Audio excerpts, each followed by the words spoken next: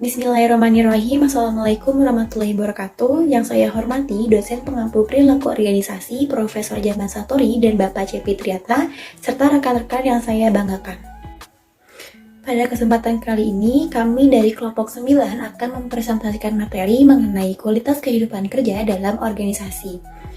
Sebelumnya, izinkan saya memperkenalkan anggota-anggota dari kelompok 9. Yang pertama ada Ananda Siti Nurhanisah, yang kedua dengan saya sendiri yaitu Sabina Salsabila Azahra, yang ketiga ada Tiara Kania Dewi, dan yang terakhir ada Salisa Azmi. Baik, untuk presentator pertama saya persilahkan untuk menyampaikan pembahasannya. Baik, saya sebagai presentator yang pertama akan memaparkan terlebih dahulu definisi dari kualitas kehidupan kerja atau quality of work life. Menurut Nadler and Edward Wheeler, mendeskripsikan kualitas kehidupan kerja atau quality of work life merupakan sebuah perhatian atau kepedulian terhadap dampak kerja atau pekerjaan terhadap orang dan efektivitas organisasi yang digabungkan dengan upaya untuk mengikutsertakan pegawai dalam upaya pemecahan masalah dan pembuatan keputusan. Lalu, menurut Bernardine and Russell, menyatakan bahwa quality of work life berkenaan dengan tingkat kepuasan, motivasi, keterlibatan, dan komitmen pribadi yang dialami berkenaan dengan hidup mereka di tempat kerja. Kualitas kehidupan kerja adalah tingkat individu atau pegawai dalam mencukupi kebutuhan mereka secara pribadi, suatu kebutuhan untuk kebebasan selama mereka masih dipekerjakan. Berikutnya ada kategori utama yang merupakan mutu kehidupan kerja. Menurut Stan Kosen mengemukakan bahwa mutu kehidupan kerja mengacu kepada bagaimana efektifnya lingkungan pekerjaan dalam memenuhi keperluan-keperluan pribadi dan nilai-nilai pada karyawan. Lebih jauh, Kosen mengemukakan mengenai 8 kategori utama yang merupakan mutu kehidupan kerja menurut Richard E. Walton. Yang pertama, kompensasi yang memadai dan wajar. Kedua, kondisi-kondisi yang aman dan sehat. Ketiga, kesempatan untuk mengembangkan dan menggunakan kapasitas manusia. Keempat, kesempatan untuk pertumbuhan dan jaminan yang berkesinambungan. Kelima, perasaan termasuk dalam kelompok-kelompok.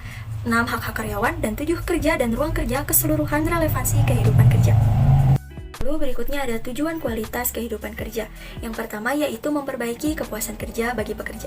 Bagi pekerja, kepuasan kerja dapat mencegah menderita penyakit fisik dan psikologi, meningkatkan motivasi kerja, loyalitas, semangat kerja yang akan memacu kinerjanya. Yang kedua, memperbaiki keselamatan dan kesehatan kerja.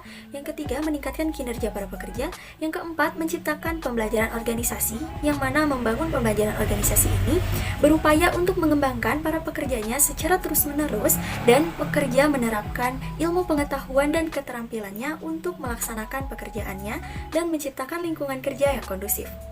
Yang terakhir, mendukung manajemen perubahan. Perubahan yang dilakukan perusahaan harus didukung oleh para pekerja dan akan mempengaruhi kehidupan mereka. Perubahan seringkali mendapatkan resistensi dari para pekerja karena akibat negatif yang diderita oleh mereka. Selanjutnya, saya akan membahas tentang manfaat kualitas kehidupan kerja. Menurut Harsono tahun 2005, kualitas kehidupan kerja memiliki manfaat yaitu yang pertama, meningkatkan moral kerja, mengurangi stres dan turnover. Yang kedua, meningkatkan motivasi. Yang ketiga, meningkatkan kebanggaan kerja. Yang keempat, meningkatkan kompetensi. Yang kelima, meningkatkan kepuasan.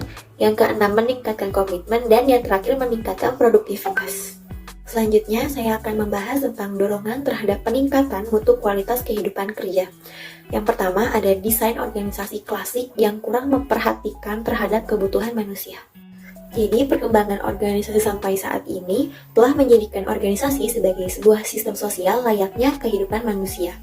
Padahal pada awalnya organisasi itu dipandang sebagai suatu wadah tempat bekerja sama orang-orang untuk mencapai tujuan organisasi atau tujuan bersama.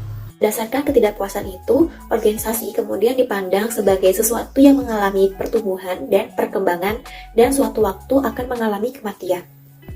Yang kedua, ada berubahnya kebutuhan dan aspirasi pegawai.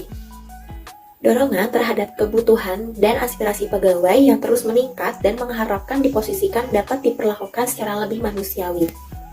Dalam kajian QWL, hal ini merupakan suatu tantangan yang harus dikelola secara baik sehingga menjadi kekuatan untuk menghasilkan produktivitas pekerja yang lebih baik dari waktu ke waktu. Untuk itu, perlu manajemen yang memperhatikan kajian perilaku organisasi, termasuk ketika organisasi atau pihak manajemen menghadapi aksi mogok pekerja. Baik, selanjutnya di sini saya akan menjelaskan tentang faktor yang mempengaruhi kualitas kehidupan kerja. Nah, faktor pendukung keberhasilan kinerja seseorang tidak hanya dipengaruhi oleh kualitas kehidupan kerja saja, tetapi juga dipengaruhi oleh faktor lainnya seperti kompetensi anggota, kesempatan, dan lingkungan tempat orang tersebut melaksanakan tugasnya. Nah, menurut Haneva sendiri menyatakan terdapat beberapa faktor yang dapat mempengaruhi kualitas kehidupan kerja. Nah, yang pertama ada tumbuh dan berkembang atau growth and development. Di sini maksudnya adalah tumbuh dan berkembang untuk dapat mengembangkan segala keahlian dan performanya dalam menjalankan mutu pekerjaan di dalam perusahaan. Lalu yang kedua ada partisipasi atau participation. Nah, di sini kesempatan pegawai yang diberikan perusahaan dalam mengambil suatu keputusan dan tanggung jawab terhadap pekerjaannya. Lalu yang ketiga ada pengaruh lingkungan atau physical environment. Pegawai merasa nyaman di lingkungan yang memang membantunya untuk meningkatkan kualitas produktivitasnya. Lalu yang keempat ada supervisi atau supervision. Nah, di sini adalah maksudnya hubungan yang baik antara pimpinan dengan bawahannya dan dapat bekerja dalam tim untuk menyelesaikan pekerjaan. Selain itu, pimpinan dapat memberikan pengarahan dengan jelas akan tugas yang diberikan kepada anggota agar dapat diselesaikan dengan baik. Lalu yang kelima ada upah dan kesejahteraan atau pay and benefit. Kesempatan pegawai untuk memperoleh upah dan tunjangan dalam perusahaan sesuai dengan pekerjaan yang telah ia jalani. Lalu yang keenam ada faktor sosial atau social relevance. Hubungan baik dengan rekan kerja untuk dapat menyelesaikan pekerjaan dan aspek lain di dalam kehidupan di lingkungan kerja. Lalu yang terakhir ada penyelarasan fungsi di tempat kerja atau workplace integration. Nah, di sini maksudnya adalah menjaga hubungan yang baik dengan rekan kerja dan mampu membentuk sebuah tim untuk menyelesaikan suatu pekerjaan. Baik, di slide selanjutnya ada upaya yang dapat dilakukan untuk meningkatkan kualitas kehidupan kerja. Nah, yang pertama ada pengayaan pekerjaan, yakni suatu bentuk mengubah atau memperbaiki suatu pekerjaan sehingga seorang pekerja merasa lebih dimotivasi. Ia memberi kepada karyawan kesempatan untuk pengenalan, pencapaian, pertumbuhan, dan tanggung jawab yang lebih besar. Lalu yang kedua, penuh muatan baik vertikal dan horizontal. Nah, pemuatan vertikal sendiri mencakup pengayaan kerja itu sendiri dengan cara menarik tanggung jawab dari atas dan mendorong tugas-tugas tertentu suatu pekerjaan sampai ke klasifikasi pekerjaan yang lebih rendah. Sedangkan pemuatan horizontal adalah memperbesar pekerjaan dengan mendorong ke dalamnya tahap-tahap kerja yang sebelumnya dan menarik ke dalamnya tahap-tahap kerja yang kemudian. Lalu yang ketiga, menciptakan pekerjaan yang menyeluruh, yaitu proses menambah kompleksitas pekerjaan guna menghimbau kepada kebutuhan-kebutuhan yang lebih tinggi dari para pekerja. Lalu yang keempat, menggilir pekerjaan. Nah, hal ini merupakan kegiatan menggerakkan orang lain ke pekerjaan yang berbeda-beda pada tingkat organisasi yang sama dalam tenggang waktu atau masa-masa waktu yang singkat. Lalu yang kelima, memperbanyak sanjungan. Nah, hal ini merupakan salah satu keperluan penting yang biasanya dikehendaki para karyawan, yaitu pujian dan penghargaan. Lalu yang keenam, bonus hari libur. Nah, ini juga merupakan upaya untuk memberikan kesempatan kepada pegawai yang masuk sesuai target untuk mendapatkan ekstra libur. Nah, yang ketujuh atau yang terakhir, mengubah lingkungan kerja. Nah, para pegawai biasanya lebih menyukai kontak sosial dengan pegawai lainnya. Adanya tim-tim kerja, musik, waktu-waktu istirahat yang tepat akan membantu meningkatkan kualitas kehidupan kerja seseorang. Baik, materi selanjutnya mengenai job enrichment dan job enlargement. Dalam kajian Kosen, untuk meningkatkan kualitas kehidupan kerja dapat dilakukan melalui pengayaan pekerjaan atau job enrichment dan perluasan pekerjaan atau job enlargement. Kosen mendefinisikan pengayaan pekerjaan sebagai suatu bentuk mengubah atau memperbaiki suatu pekerjaan sehingga seorang pekerja mungkin lebih dimotivasi. Ia memberi kepada karyawan kesempatan untuk pengenalan, pencapaian, pertumbuhan, dan tanggung jawab yang lebih besar. Pengayaan pekerjaan ini didasarkan pada peningkatan kualitas suatu pekerjaan. Nah, konsep ini dikembangkan berdasarkan teori motivasi Herzberg yang mana menjelaskan bahwa untuk memotivasi karyawan, jabatan perlu diperkaya sehingga dapat memberi kesempatan untuk prestasi, pengakuan, tanggung jawab, kemajuan atau peningkatan, serta pertumbuhan. Selain melalui pengayaan pekerjaan, peningkatan mutu kehidupan kerja juga dapat dilakukan melalui perluasan pekerjaan atau job enlargement. Perluasan pekerjaan juga didasarkan pada pemotivasian karyawan supaya terstimulasi untuk bekerja lebih produktif. Nah, jika pada job enrichment itu lebih ditekankan untuk meningkatkan kualitas, pada job enlargement ini Perluasan pekerjaan dilakukan secara horizontal, yang maksudnya meningkatkan kuantitas atau jumlah tugas yang harus ditanggung oleh pekerja.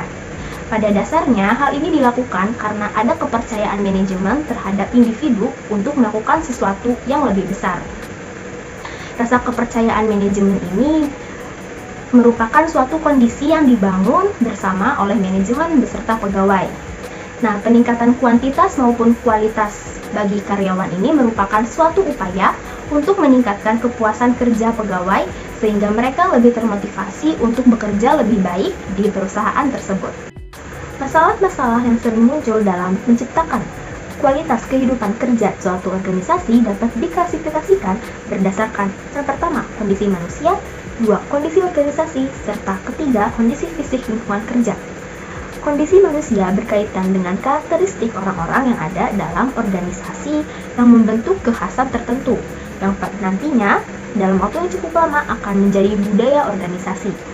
Lalu, masalah kedua berasal dari organisasi terkait dengan berbagai kebijakan organisasi dalam menata organisasinya. Lalu yang ketiga, masalah fisik lingkungan yang berkaitan dengan tingkat kenyamanan pegawai dalam menjalankan organisasinya. Pemecahan masalah mutu kehidupan kerja dalam organisasi ini dapat ditangani melalui beberapa hal, diantaranya pengayaan pekerjaan, menciptakan pekerjaan yang menyeluruh, menggilirkan pekerjaan, ujian dan penghargaan, pendelegasian wewenang, serta mengubah lingkungan kerja. Sekian materi yang dapat saya sampaikan, mohon maaf apabila ada kesalahan. Terima kasih. Alhamdulillahirrahmanirrahim, presentasi dari kelompok 9 telah kami paparkan. Untuk teman-teman yang ingin bertanya, dipersilakan untuk menuliskan pertanyaannya di kolom komentar. Sekian dari kelompok 9, mohon maaf apabila masih terdapat banyak kesalahan. Wassalamualaikum warahmatullahi wabarakatuh.